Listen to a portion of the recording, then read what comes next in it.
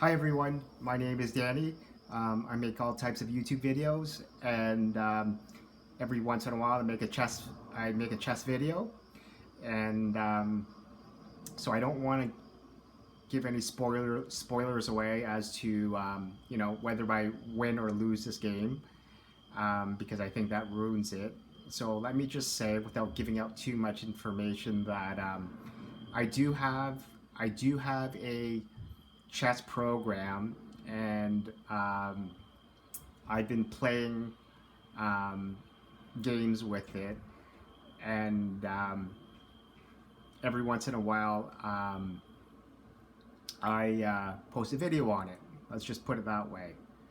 So I just wanted to say that this chess program has different types of effects on it. Um, for example, it has sound effects, and so when you're hearing, what sounds like cars driving past a road, or crickets, or an air conditioner or a fan, and so forth. Um, that's just part of the game's sound effects, and I think it really adds a good addition to it. I really like these sound effects. That's why I included it.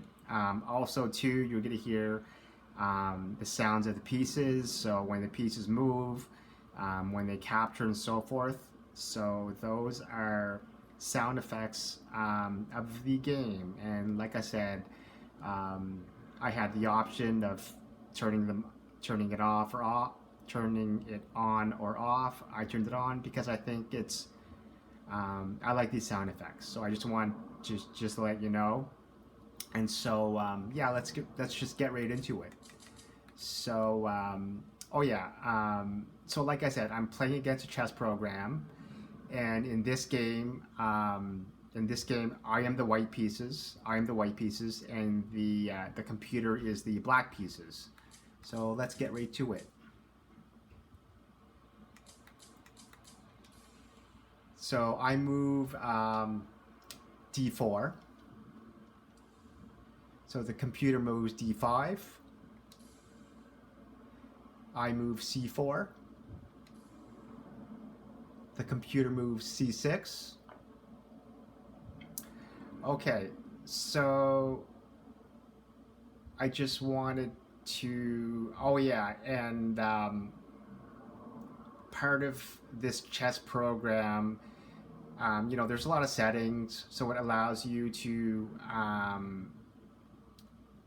rewind moves, fast forward moves, and I also wanted to say that I played this game a little while ago, but due to the technology of this game, it allows you to record and have record it records the moves, it documents the moves.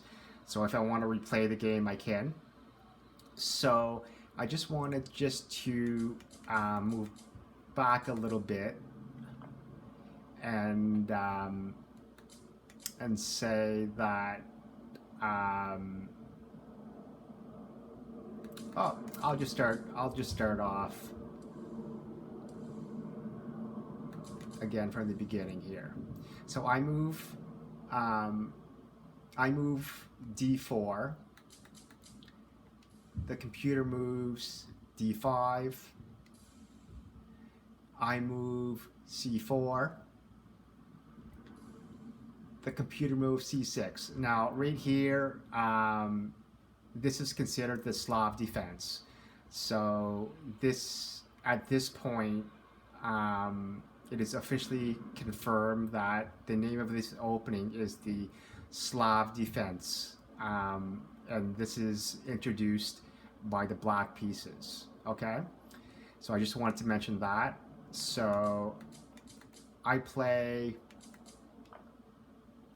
knight to f3. So I'm choosing to play the main line. I'm choosing to play the main line, or the most popular moves for the Slav defense. So I play knight to f3. The computer plays knight to f6. So play bishop to g5. I like this move because it's a little more aggressive. And the computer decides to take my pawn on c4.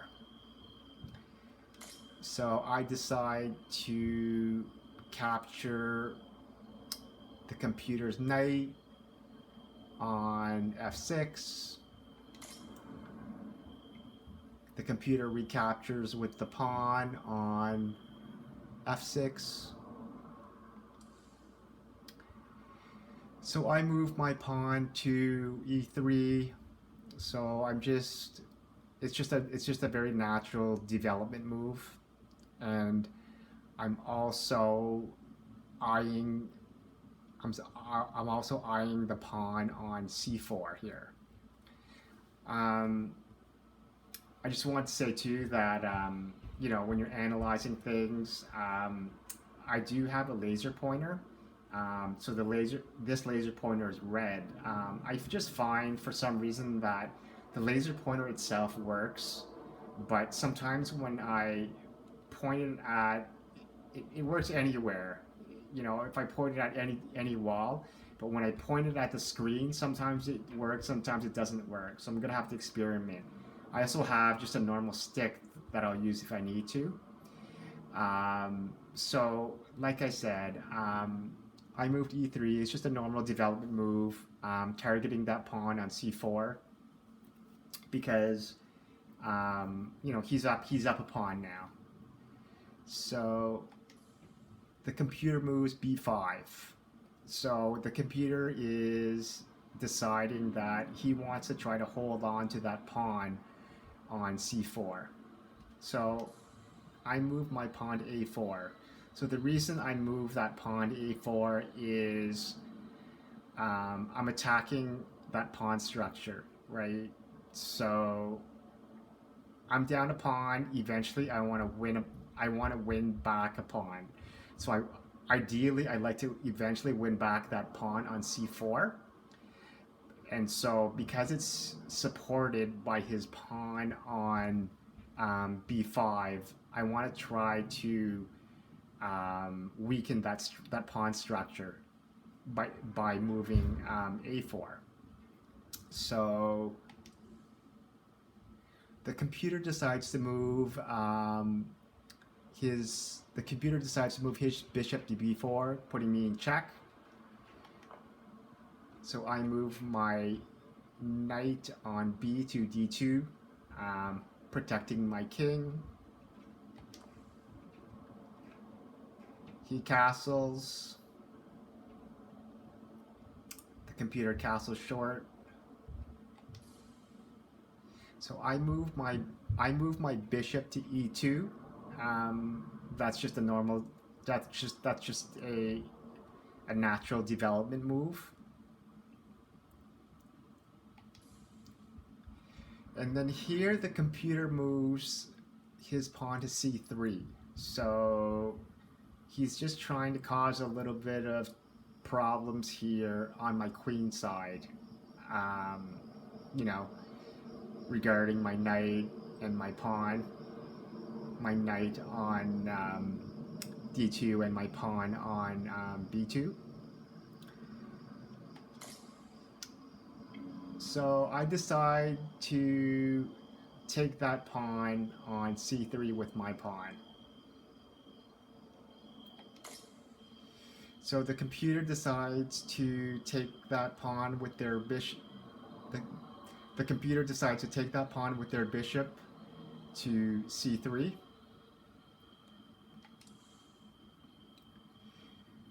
So here, so I just want to rewind here. So when the bishop takes that pawn on c3,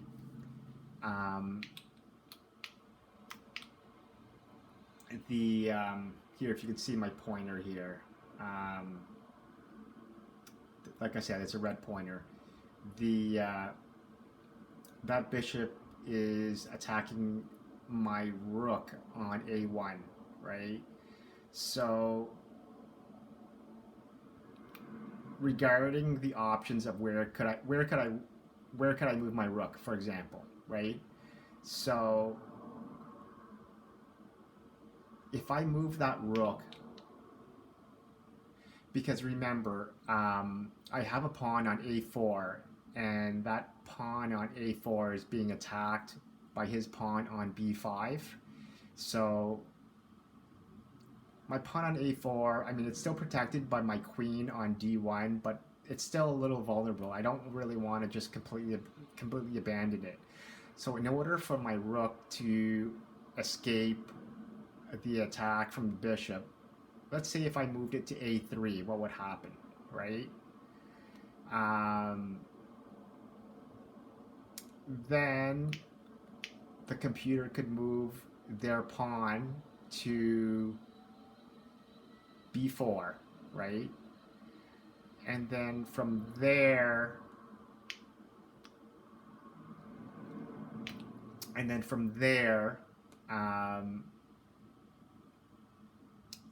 let's say I moved it to a2, and then from there the computer could move their bishop, which the bishop on the c file, to e6, attacking my rook, and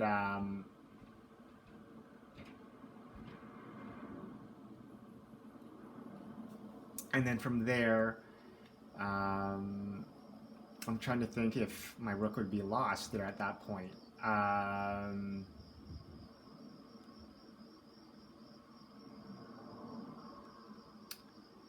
Yeah, it would almost be lost, because at that point, the only move that I would have is to move it to c2. And then all he would have to do is move his bishop to b3 and skewer it, and then my rook is lost, right? And it's very similar to if I moved my rook to a2, right? He would attack it by moving his bishop to e6. And then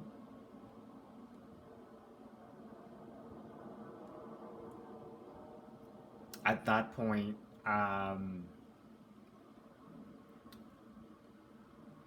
if I moved it to a3, he would attack it by moving his pawn to b4, or and then if I moved it to c2, like as if before, he would skewer my rook by moving his bishop to b3, right? So the only other options that I had are two more options. I could move it to b1, which is an okay move, but I decide to move it to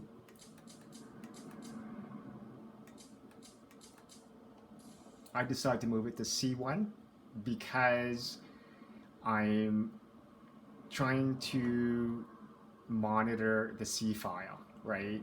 Because as you can see, there's a half open C file that I can take advantage of, and he has a pawn here on c6, right? And that pawn on c6 definitely wants to move to c5, because that is attacking my center here, and I also just happen to have a piece on a pawn on d4, so he wants to try to challenge that center. So he definitely is going to want to move to c5 at some point.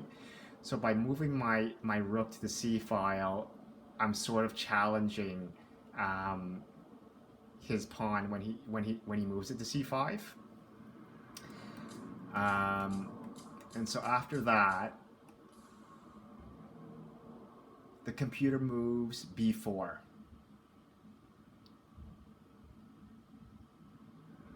Okay.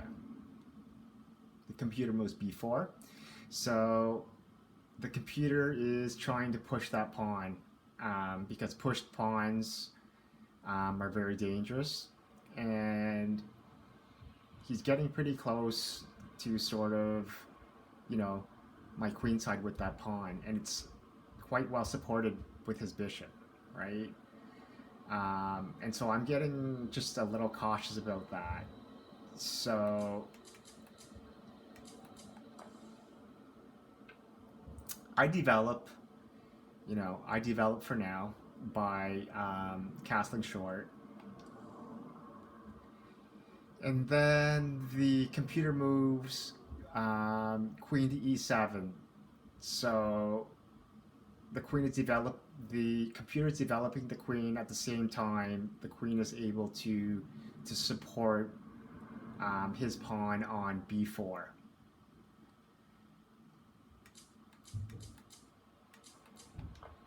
So I move my knight. I move my knight to b1. So the reason that I'm doing this is, like, I'm seeing right now that his bishop on c3 is kind of trapped. It's trapped in that corner, right? So there's a few possibilities of perhaps capturing it completely, because, like I said, that bishop is trapped in that corner, or of capturing it, and then by capturing it, I'm causing more problems for him, and you'll see that in a minute when I show you. So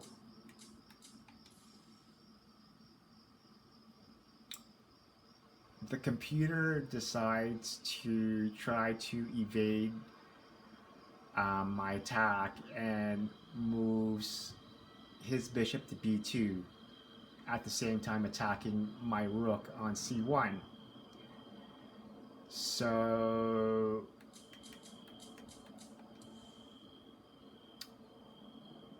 I move my rook to c2, evading that attack, and at the same time attacking his bishop, which is, like I said, stuck in that corner. And so the bishop moves to the computer. So the computer decides to move his bishop to a3.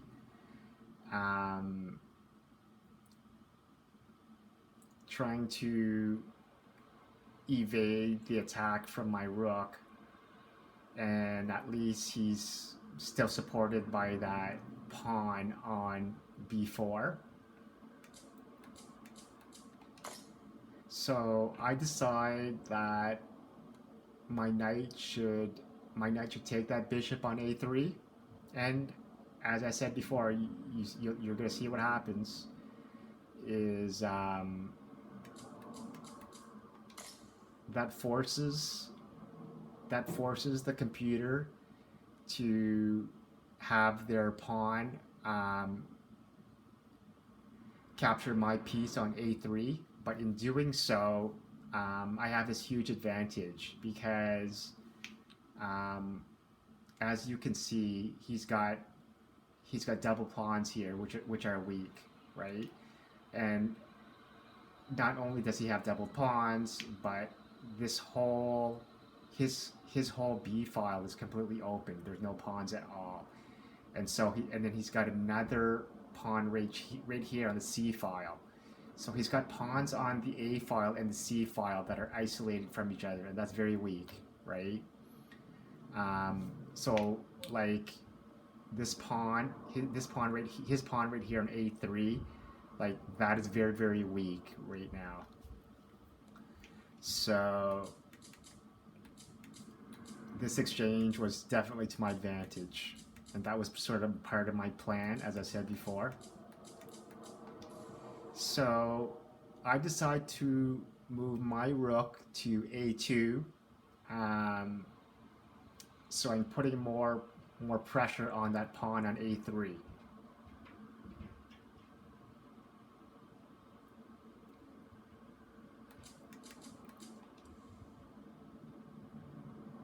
So the computer moves his bishop to e6, so attacking my rook on a2.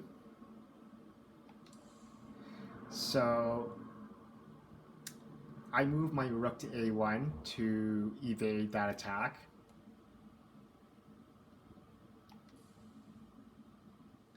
So the computer moves his queen. The computer moves his queen to b4. So it's hard to know why the computer did that. Yeah, it's basically. So if I rewind for a little bit, so that queen was way back there. So in moving there, he's now attacking my pawn on a4.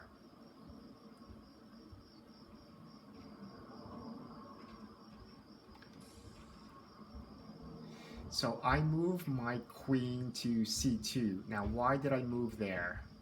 Well, there's a couple reasons.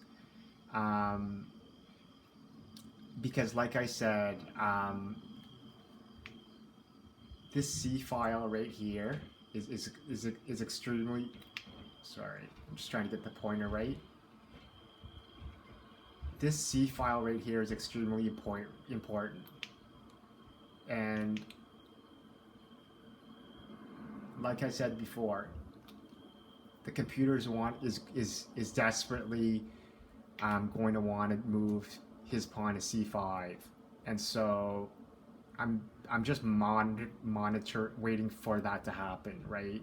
So by putting my queen there, I'm watching that C file. And the other thing too is, by doing that, my queen is also eyeing that long diagonal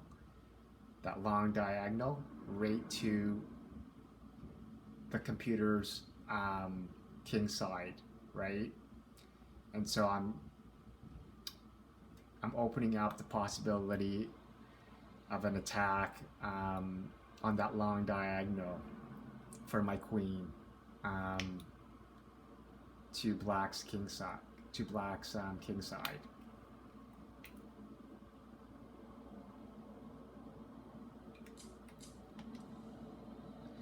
So the computer moves his rook to e8. After playing this game, I've analyzed the game a few times, and trying to analyze that move, I could not come up to as to really why he moved. He made a move like that, so I'm unsure about that.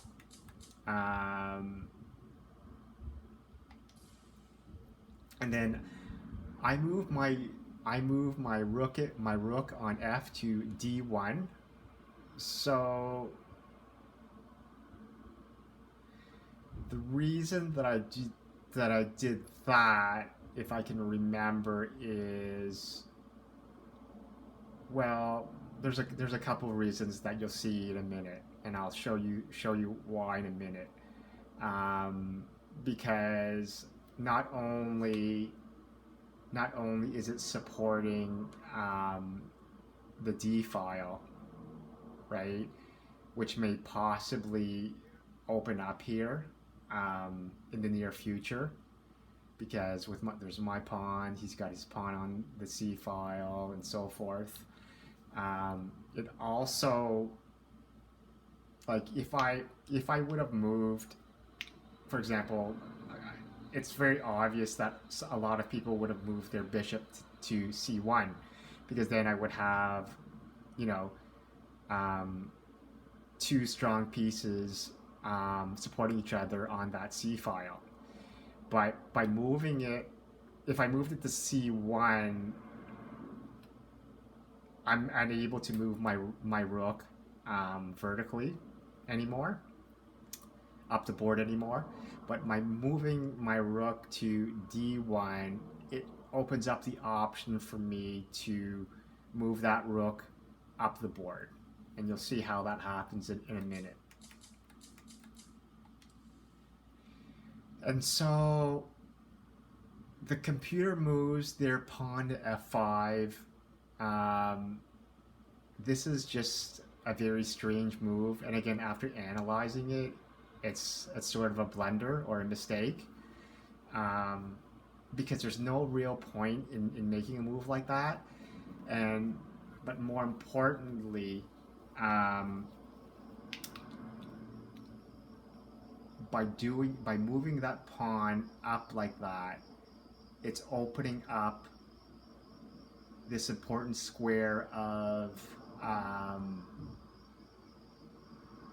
e5, right? So it opens up a square for me to put one of my pieces on e5, more notably my knight, which is sitting on f3, right?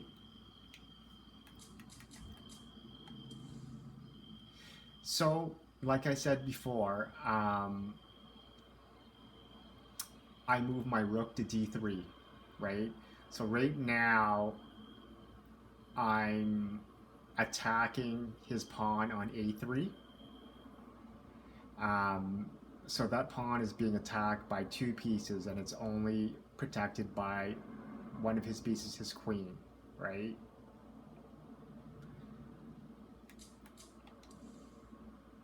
So the computer decides to move that pawn to a2, right? Because it was just about to be captured. So it's a bit desperate this just to save that pawn, but it's okay for now on a2 because it's protected by his bishop on e6. It's protected by his bishop on e6.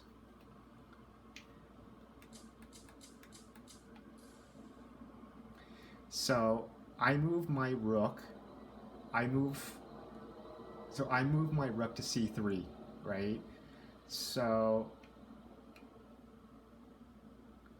if I'm trying to remember right, why I moved here, well, as I've been saying before all along, that C file is very important because the computer's going to want to really move that pawn to c5, and so it just reinforces. It just tries to prevent him from moving c5. Yeah, I think that's the main reason, is that I'm just trying to avoid, by moving my rook on that c file, it's trying to prevent him from moving his pawn to c5.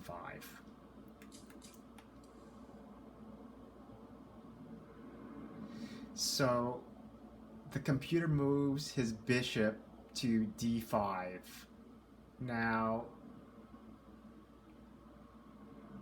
this was really not a good move, maybe even a blunder, right? Because that's not really doing anything. Like, the only thing it's doing at this point is that it's attacking my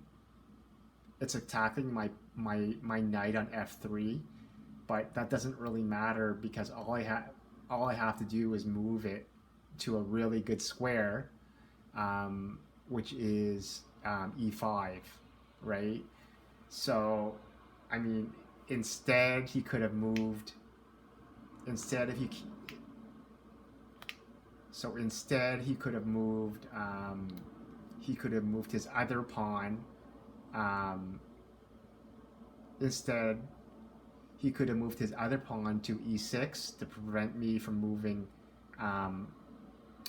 my knight to e5, but he didn't.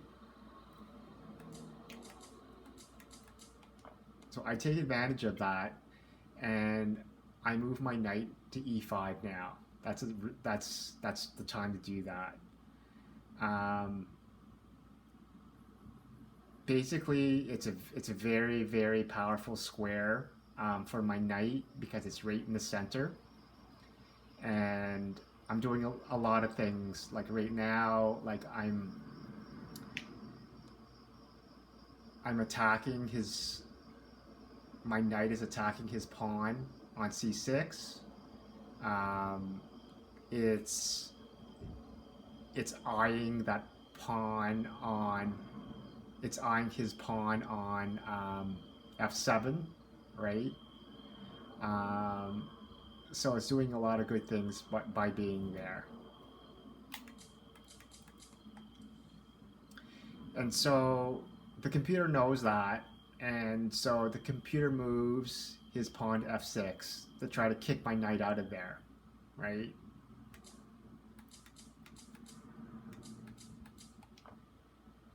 So I move my knight to c4, right? Now I could have moved my knight to the other square, which is to capture the pawn on c6.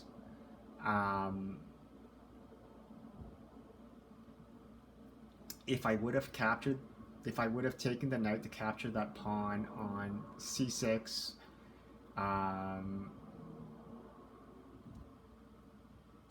there would have been a bunch of exchanges, and if I'm not mistaken, at the end of all of the exchanges, it still would have been about equal, right? Equal or maybe even a little bit better for black. So instead, I move my knight to c4.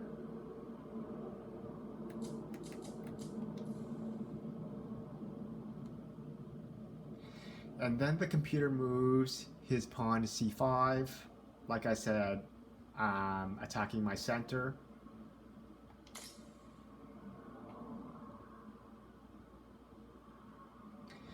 And then my pawn takes his pawn on c5.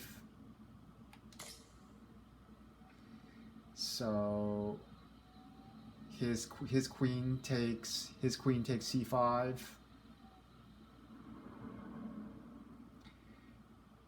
And then I make a really good move. And I play a5. And the reason that I move a5 is you're going to see that in 1 minute when I show you why.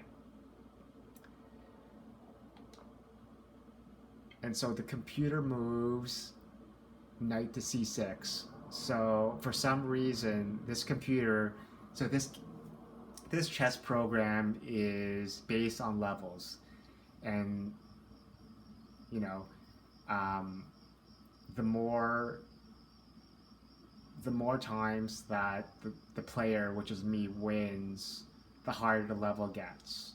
And so at this point, we're at a pretty high level, and I can tell you, just having so much experience with this chess program, is it can calculate like at least 10 moves in advance brilliantly, which just the calculation is just impeccable. So, but for some reason, like, the computer was not able to calculate what I was doing, right? And so the computer decides to move knight to c6.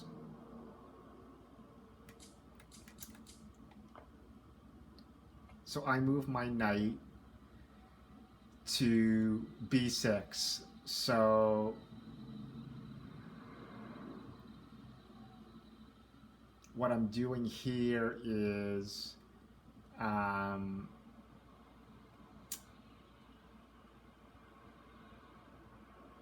basically, in a nutshell, like, it's a discovered attack, right? So my rook on c3 is now attacking his queen, so he's got to deal with that. And so in the meantime, my knight here on b6 can capture his rook on a8, right? So in exchange of a knight for a rook is to my advantage by 2 points. And I'm just trying to think of the reason actually as to why I had to move a5.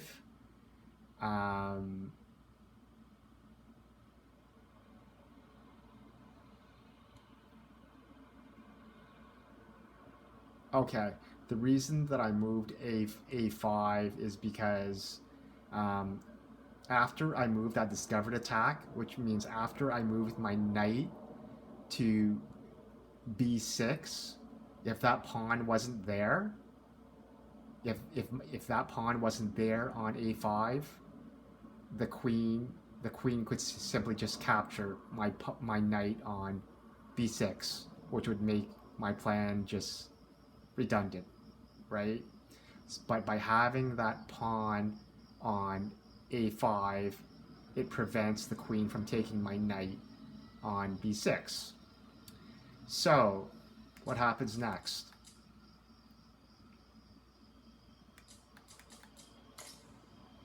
So the queen, he decides to use his queen to take out my pawn on a5.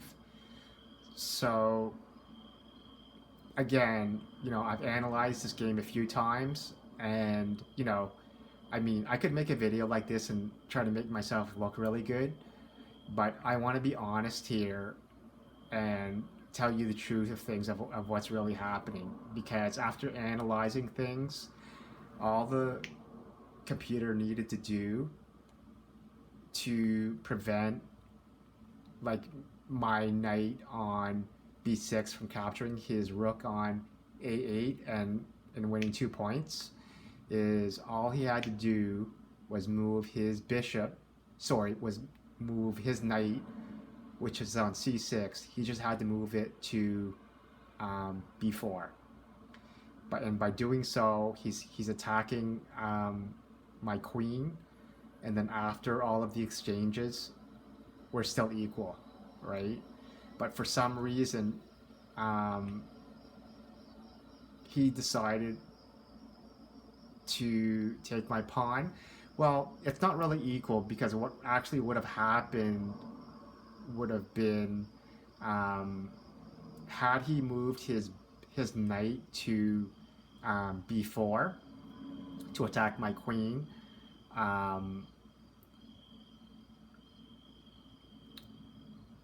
there would have been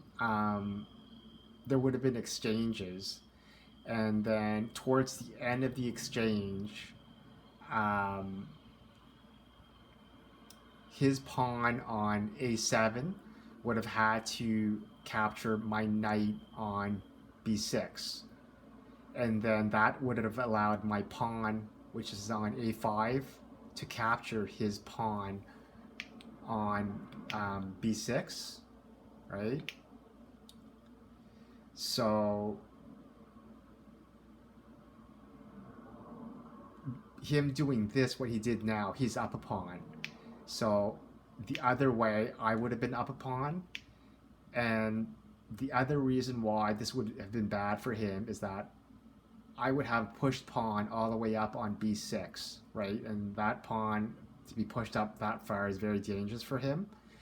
And then once I got my pawn to b7, which is very close to queening, my bishop here on e2 could have very easily came to a6 to support that pawn, right? And so those two pieces supporting each other, and then I have one of my rooks possibly getting to the b file, and the pawn on the b file is very close to queening, and that would create a lot of problems for him, right? But that would have, in doing so, that would have prevented him from having me, exchange my knight on b6 for his rook on a8. So it would have avoided, me winning 2 points like that. But instead, he decides to win a pawn, so he's a pawn up now. So my knight takes his rook on a8, and then for some reason the computer decides to move his queen to d8, right? So that was a blunder or a mistake, because what's going on here is um,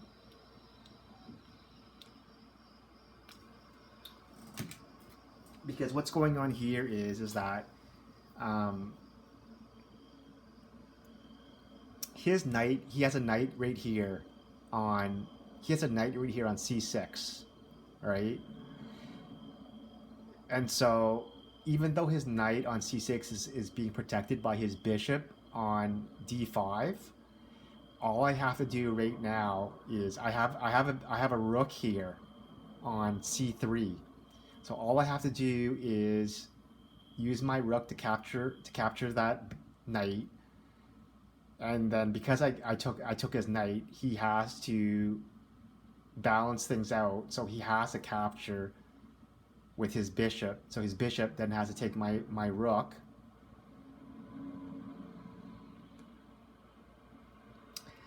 And then my queen takes his bishop, right? So then, yeah, so let me review that just to make sure that I said that right.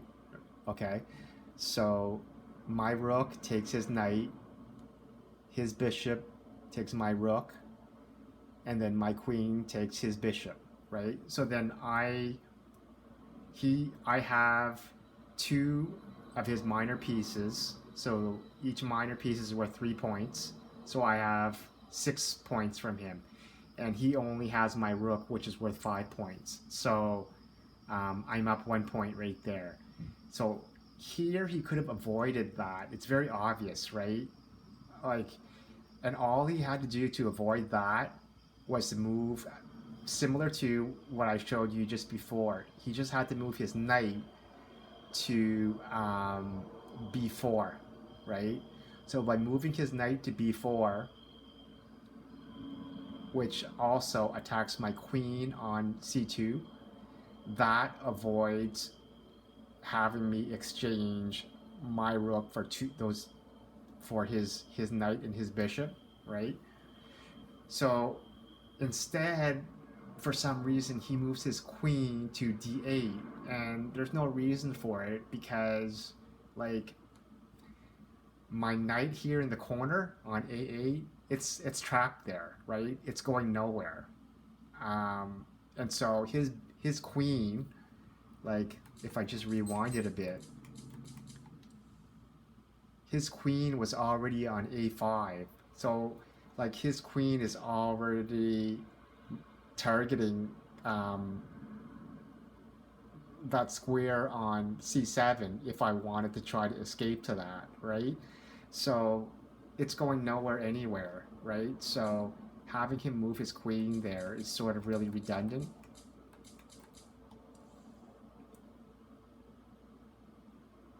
And so my rook takes his piece on c6. Like I said, I need to take advantage of that exchange. And then, as I said before, his bishop takes my piece on c6. And then my queen takes his piece. My queen takes his piece on c6. And so the computer's queen takes my piece on a8. So after that exchange, I'm up in points, right? So because anytime you're in a winning advantage, you always want to exchange, right? Because I'm winning, I exchange. So my queen takes his queen on a8. So the computer's rook takes my piece on a8. And so at this point, I basically won the game, because I have an extra piece, which is the bishop, and the pawns, if I count them right. So on this right side, he's got 1, 2, 3, 4. 1, 2, 3, 4. I have 1, 2, 3, 4, and one pawn on each. Oh, okay. He has, that's right, 4 pawns against 4 pawns. But these 2 pawns, he's got 2 extra pawns on the A file, but those are going nowhere, right? Those are going nowhere because they're isolated. They're double pawns. They're double pawns and they're isolated. And I have an extra piece, which is my bishop on E2. So I basically won the game at this point, right?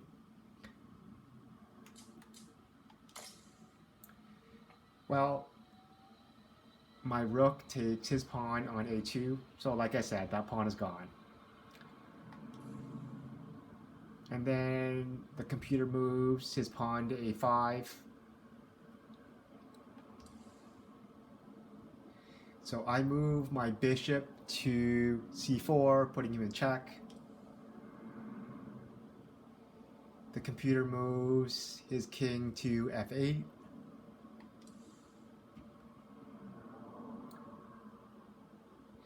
I move my rook to B2.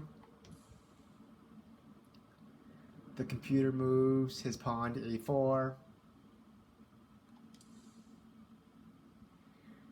I move my rook to I move my rook to B7.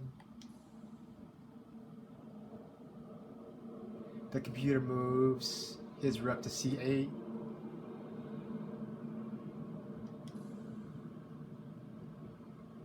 I move my rook to B4. So I'm protecting my bishop and also attacking his pawn. The computer moves his pawn to A3. It's going nowhere.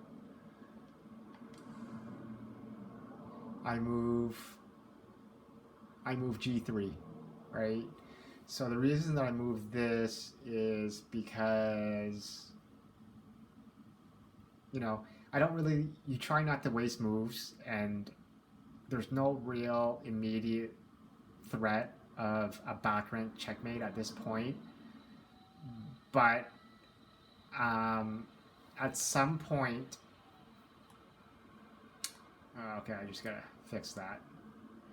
At some point,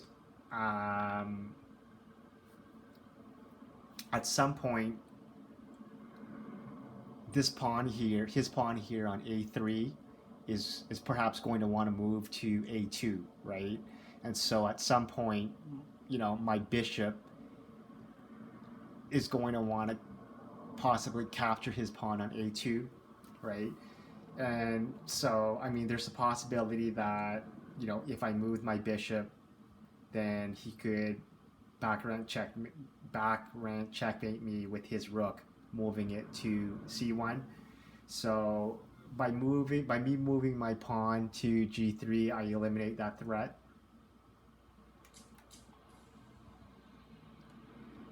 And then the computer moves his rook to C7.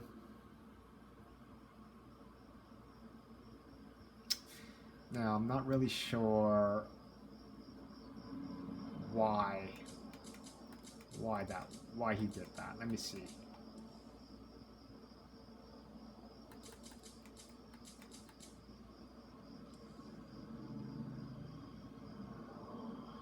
Yeah, it's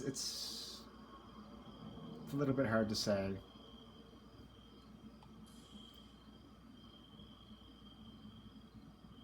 So I move my rook to A4. So I'm directly attacking his pawn on A3. So the computer moves king to E8. So I move my bishop to B5, putting him in check.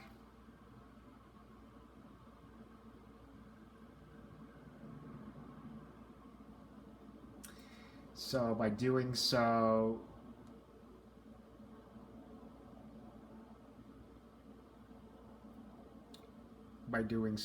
well, I mean,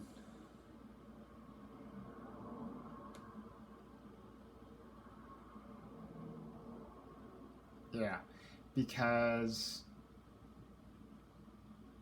at this point, my rook on A4 can't really directly capture that pawn in A3. because if I did that, then his rook could take my bishop, right? So let's move my bishop somewhere. So I just move it to b5. It just happens to put him in check, just getting a tempo there. And then he moves his king to f7. And like I said, that now allows my rook to take his pawn on a3. So the computer moves his rook. The computer moves his rook to c1, putting me in check. But that's no problem. I just move my king to g2. The computer moves his rook to c5. So that's attacking my bishop. So I just move my bishop. I just move my bishop to d3.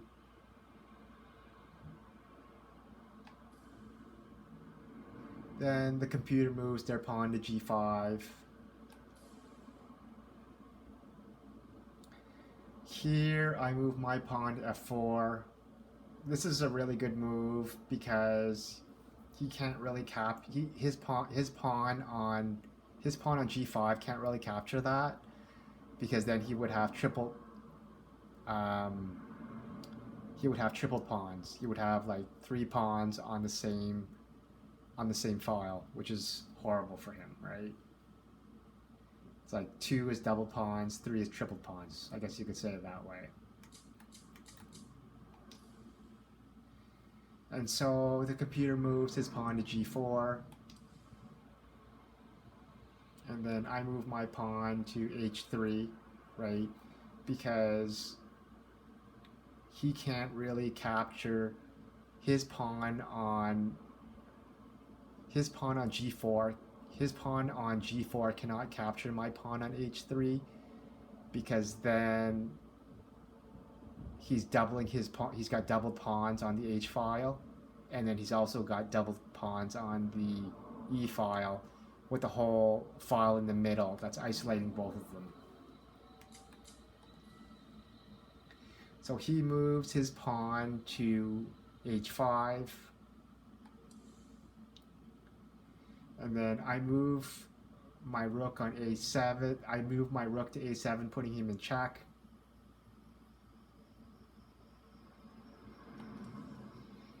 He moves his king to g8. And then I move my pawn to e4. Well, I'm going to be honest and say that was a bad move, because now, see, he's got, like I said, he's got doubled pawns on the f file, which are bad. So by me moving my pawn to e4, I'm allowing him for his pawn on f5 to capture my pawn on e4. Yeah, to capture my pawn on e4. Therefore, he's able to get rid of his double pawns, right? And then all he's got to do eventually, if he can, is move his other pawn on f6 up, and then he's supporting both of those pawns. So that was a bad move by me. I'll be open about that. So, just like I said, the computer took my pawn on e4. Then my bishop took his pawn on e4. And then the computer moved his rook to b5.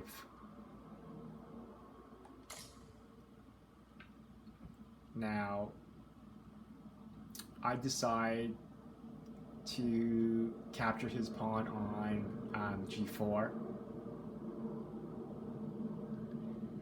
And again, that's just a really bad move, because now I'm allowing his pawn on h5. I'm allowing his pawn on h5 to capture my pawn on g4. And all he's got to do is move his other pawn on which his pawn f6, he's just got to move that up one space, and then they're supporting each other, right? So if I rewind it, right, he's there's no need for me to capture that, because like I said before, he's not going to capture my pawn on h3 because he's not going to want double pawns there. So it's another mistake that I made. This is just endgame stuff that you get better at. So I took, then he took. So here, I put my rook on b7, so I'm trying to exchange rooks. Remember, like, when you're winning, you always want to exchange. And then he moves his rook to c5. He doesn't want to exchange because he's going to lose if he does that. And then I move my rook to b2. Now, after analyzing, after I played it, I guess the reason I moved that was because I'm just trying to avoid him having him move to his rook to c2, because I mean there's a possible perpetual check, right? Because if he moves his rook to c2, remember, like, I cannot move anywhere on the third rank. I can't move to h3 because of this pawn. I can't move to f3 because of his pawn. So I basically have to move back to the first rank. But after analyzing it, it's not a perpetual check, because my king can eventually just keep moving. My king can eventually just keep moving forward, right? Like in the direction of the A file, and with the help of this bishop here on e4, it's able to block the perpetual check. So I didn't really need to do that, but that's one of the reasons why I moved my rook there, was to, like I said, prevent the possible perpetual check. And then computer moves pawn to f5, like I said. You want to get those pawns together. And then I move my bishop to d3.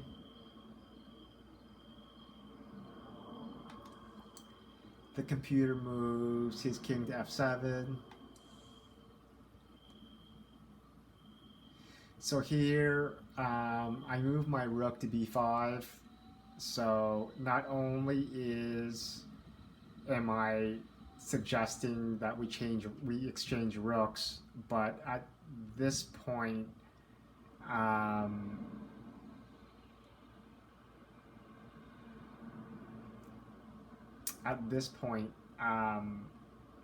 if he decides that he doesn't want to exchange rooks, so if he decides, which means he would have to move his rook just somewhere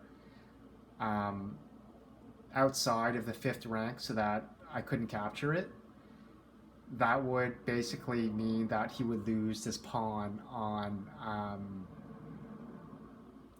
e5, right? He would lose his pawn on e5 because it's being attacked by both my rook. It's being attacked by both my rook and my bishop. So he has no choice, and so he has to take my rook. And then my bishop takes his rook. And at this point, I'm very winning, right? So he moves his king to e6. I move my bishop to a6.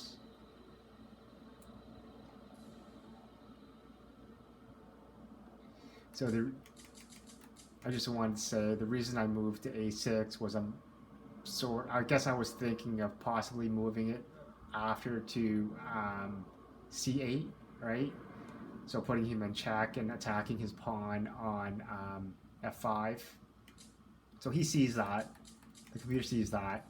So he prevents that by moving his king to d7. And here, I just move my king to f2. The computer moves his king to e7. I move my king to e3. The computer moves king to d7. I move king to d4. Computer moves king to e6. My bishop goes to c8, putting him in check. His king moves to f6.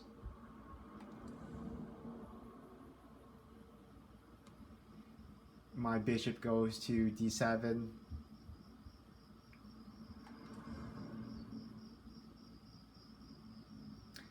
So the reason, I just wanted to say that the reason I made that move was, it's called just a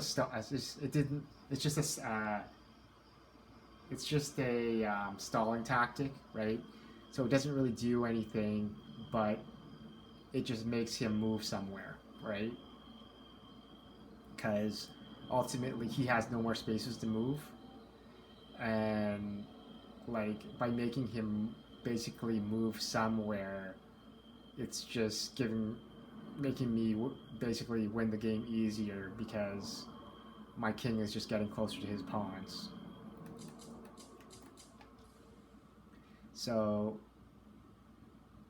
he moves his king to g6. I move my king to e5. He moves his king to f7.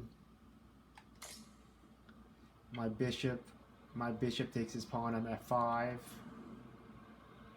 His king goes to g8. My bishop takes his pawn on g4. His king goes to f8. My pawn goes to f5. His king goes to e7. My pawn goes to f6, check.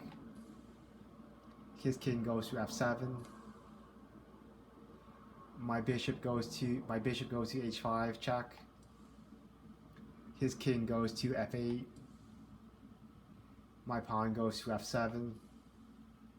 His king goes to e7. My other pawn goes to g4. His king goes to d7. I queen my pawn. His king goes to c6. My queen goes to c8, putting him in check. His king goes to b5.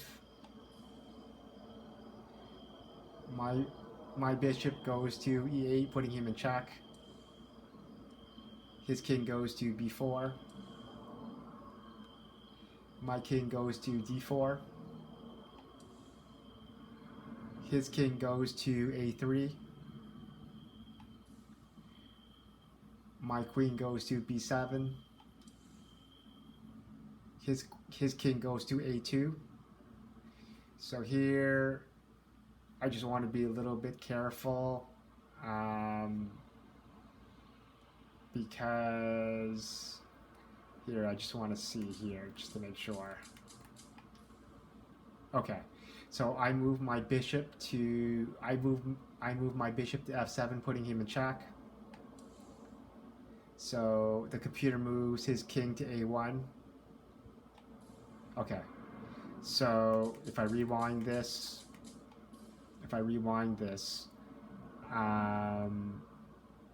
at this point, like, it's a stalemate position, right? Because his king can't move to a2 because of my bishop, and he can't move to anywhere on the b file because of my queen, right? So we're getting close to a stalemate position. So I have to free up some squares.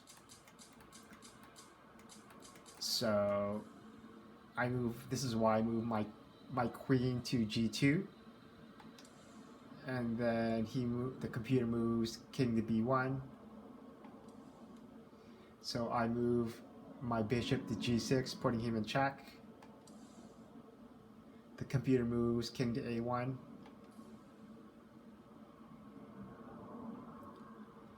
So, okay. So if I rewind this a little bit.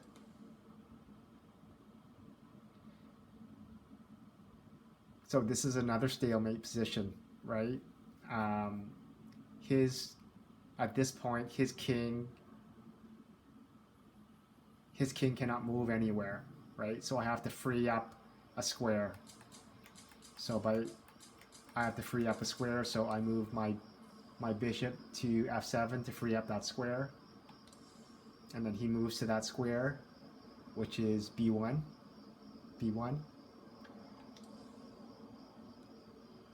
And then I move my queen to a2, putting him in check. The computer moves king to c1, and I move my king to d3.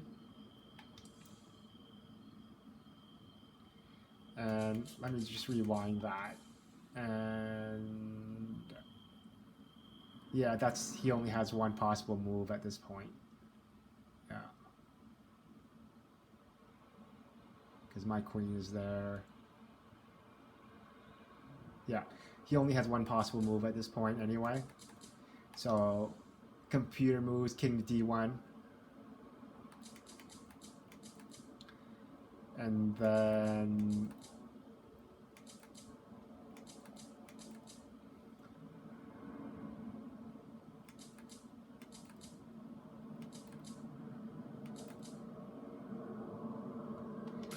I move queen to a1, checkmate. So yeah, so that's the game. I didn't really want this video to go this long, but believe me, if you've ever done a video like this, it's very hard to make a very fast video of this sort. So I just want to wrap it up right now, because I don't want this video to go any longer than it should. And I just want to say thanks for watching this video. Thanks for watching all my videos. For me, every YouTuber is different. I mainly monitor my subscriber count. So if I see my subscriber count go up in a timely manner, that's a good signal for me to motivate me to make more videos, that's a good way for me to know that people are interested. So hit that subscriber button.